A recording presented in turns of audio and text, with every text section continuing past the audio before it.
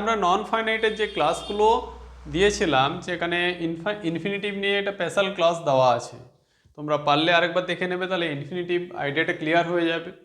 আমি এখানে শর্টে বলতে পারি যেটা হচ্ছে মেন ভার্বের আগে টু যোগ করে সেটাকে কি করা হয়, নন ফাইনাইট ভার্বে কনভার্ট করে দেওয়া হয়, সেটা হচ্ছে ইনফিনিটিভ।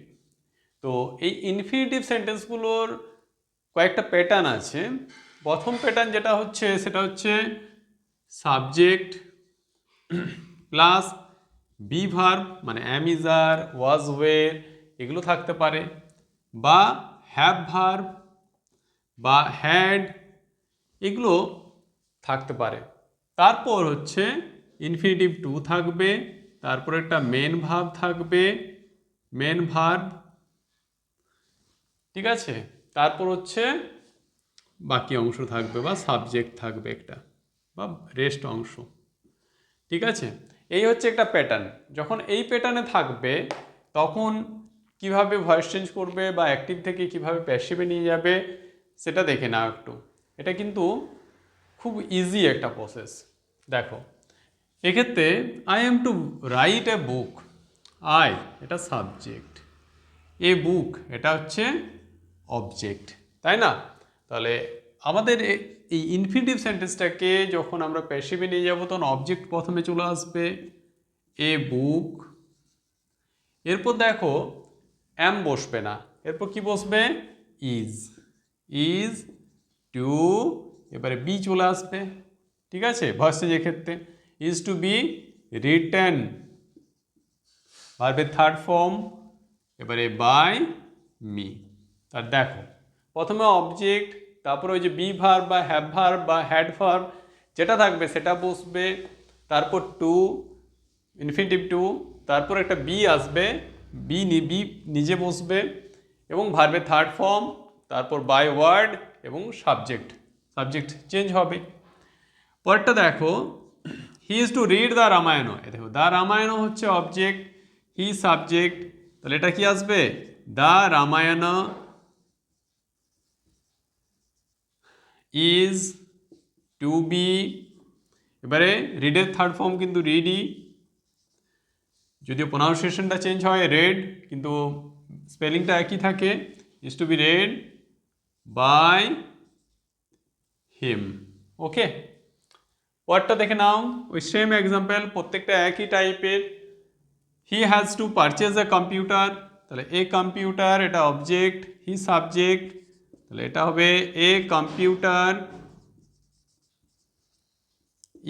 সরি এখানে হ্যাভ বা হ্যাজ আছে, তাহলে এটা আসবে হ্যাজ, কারণ সিঙ্গুলার আছে, third person singular, has to be purchased, third form, purchased by, হিটা চেঞ্জ হয়ে কি হয়ে যাবে, হিম, ঠিক আছে।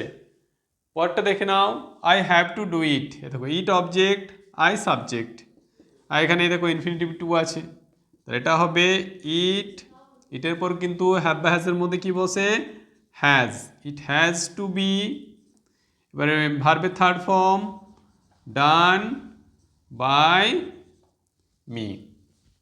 তারপরটা দেখো, they had to play cricket, দেখো ক্রিকেট অবজেক্ট, দে সাবজেক্ট, তাই না? তাহলে cricket had to be played by them, ঠিক আছে। এরপর চলে আসি পরের প্যাটার্নে। তাহলে এটা ছিল যে ইনফিনিটিভ সেন্টেন্সগুলো সাবজেক্ট, তারপর বি ভার্ব, হ্যাভ ভার্ব বা হ্যাড ভার্ব থাকবে, তারপর ইনফিনিটিভ টু এবং মেন ভার্ব থাকবে, তারপর যে অবজেক্ট থাকবে, এটা অবজেক্ট লিখে রাখো। সেক্ষেত্রে রুলসটা হচ্ছে এইভাবে, অবজেক্টকে প্রথমে লিখতে হবে, তারপর যে ভার্বটা থাকবে তার যেটা সুইটেবল হবে সেটা বসবে, টু বসবে ইনফিনিটিভ টু, তারপর বি বসবে, বি নিজে বসবে, হ্যাঁ, তারপর হচ্ছে ভার্বের থার্ড ফর্ম, তারপর যে কোনো একটা বাই বা প্রিপোজিশন, তারপর সাবজেক্ট চেঞ্জ হয়ে যে ফর্মটা নেবে সেটা বসবে। ওকে, এরপর চলে আসি পরের প্যাটার্নে। দেখো পরের প্যাটার্ন, এটা হচ্ছে দেয়ার দিয়ে শুরু হয় এই ইনফিনিটিভ সেন্টেন্সগুলো। There is no money to buy, এ দেখো ইনফিনিটিভ দেওয়া আছে, প্রথমে দেয়ার দিয়ে শুরু হচ্ছে, তারপর অক্সিলারি ভার্ব থাকবে, তারপর একটা নাউন থাকবে, তারপর ইনফিনিটিভ ভার্বটা থাকবে। তো এরকম যদি প্যাটার্নটা থাকে তাহলে তোমরা কিভাবে করবে সেটা দেখে নাও। এই টাইপের প্যাটার্ন হলে জাস্ট প্রথম যেভাবে শুরু আছে এটা বসে যাবে, there is no money to be bought. ঠিক আছে, দেখো ব্যাপারটা কিন্তু খুব easy. There is no money এ পর্যন্ত লিখলাম, ইনফিনিটিভ লিখলাম, তারপর বি ভার্ব বসবে এবং বি নিজে বসবে এবং বট আসবে। ঠিক আছে, ভার্বের থার্ড ফর্ম। পরেরটা দেখো এবার তোমরা পারবে। প্রথমে হচ্ছে there is nothing to be, এবারে ভার্বের থার্ড ফর্ম গেইনড। ওকে, তারপরটা কি হবে? There is nothing to be studied. Okay, পর দুটো same, there is nothing to be stayed. এরপরটা দেখে নাও, লাস্ট যেটা দেওয়া আছে এটা হবে there was time to be, এবার ভার্বের থার্ড ফর্ম লেবার্ড। ওকে, তাহলে এই হলো আরেকটা প্যাটার্ন, যেটা দেয়ার দিয়ে থাকবে যে ইনফিনিটিভ সেন্টেন্সগুলো সেগুলো করার ক্ষেত্রে আমাদের প্যাটার্নটা কি? দেয়ার অক্সিলারি ভার্ব, সেটা প্রেজেন্ট হতে পারে বা পাস্টের হতে পারে। এবার যে নাউন থাকবে সেটা লিখতে হবে, তারপর ইনফিনিটিভ টু এবং এরপর বি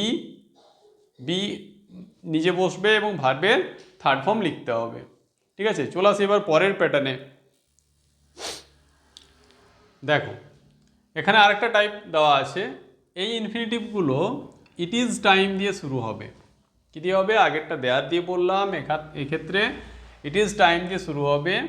এরপর দেখো টু ডু, মানে এটা ইনফিনিটিভ পার্টটা, আর যেটা আছে ফর আওয়ার হোমওয়ার্ক, তাহলে এটা উপযুক্ত সময় কিসের জন্য? না, আমাদের হোমওয়ার্কগুলো করার জন্য। তো সেক্ষেত্রে কিভাবে করবে সেটা দেখে নাও। এটা হবে it is time for our homework,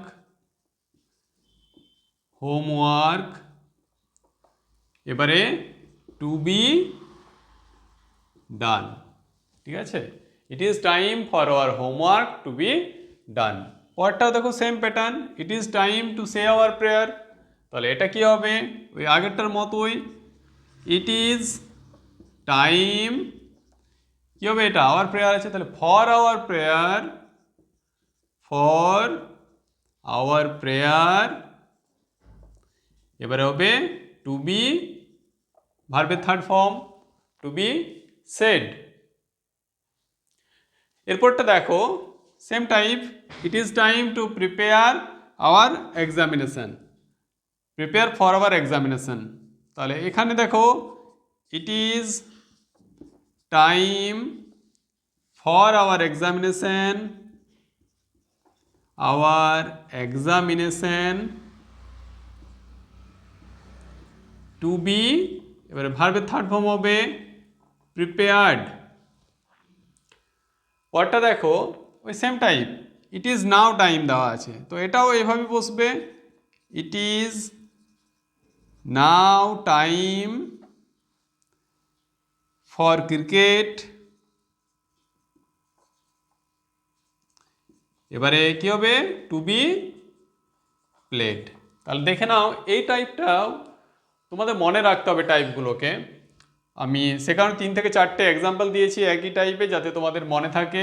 it is time যখন থাকবে তখন সেটা বসে যাচ্ছে। এবার কিসের উপযুক্ত সময়? তার জন্য ফর, এবারে পরের যে পার্টটা আছে যেমন আওয়ার হোমওয়ার্ক হতে পারে, আওয়ার প্রেয়ার হতে পারে, আওয়ার এক্সামিনেশন হতে পারে, বা ক্রিকেট খেলার জন্য হতে পারে, বা অন্য কোনো কাজের জন্য হতে পারে, সেক্ষেত্রে সেটা বসে যাবে। ঠিক আছে, তারপর ওই ইনফিনিটিভ পার্টটা টু বসবে এবং তারপর বি আসবে, ইনফিনিটিভ মানে বি আসবে এবং ভার্বের থার্ড ফর্ম বসবে। ঠিক আছে, এরপর দেখে নাও আরেকটা প্যাটার্ন রয়ে গেছে আমাদের ইনফিনিটিভের, সেটাও দেখে নিই আমরা। এই দেখো, he want someone to tell a story. দেখো হি ওয়ান্টস, এটা হি ওয়ান্টস হতে পারে, আই লাইক হতে পারে। এরপর দেখো এই যে সামওয়ান, এটা হচ্ছে সাবজেক্ট পার্ট, এটা হচ্ছে ইনফিনিটিভ পার্ট টু টেল, আর এই স্টোরিটা হচ্ছে অবজেক্ট পার্ট। এবার দেখো হি ওয়ান্টস যেরকম আছে সেটা বসে যাবে, কীভাবে করছি দেখে নাও ভালোভাবে। হি ওয়ান্টস, এবার অবজেক্ট যেটা a story, he wants a story to be, ভার্বের থার্ড ফর্ম হবে টোল্ড। এবার দেখো সামওয়ান, এটা অবজেক্ট হিসাবে বসে না, এটা তোমাদেরকে আগেই বলে যে সামওয়ান মানে কোনো নির্দিষ্ট ব্যক্তি নয়, অনির্দিষ্ট একজন ব্যক্তি, যে কেউ হতে পারে, তার জন্য এক্ষেত্রে বাই সামওয়ান লেখার কোনো প্রয়োজন নেই, তাই এখানে ফুল স্টপ দিতে হবে। তাহলে he wants a story to be told. পরেরটা দেখো I like audience to respect me. এ দেখো অডিয়েন্স মানে হচ্ছে শ্রোতা, তাই না, এটা হচ্ছে সাবজেক্ট, টু রেসপেক্ট মি, তাহলে এটা হবে I like, I am respected by the audience.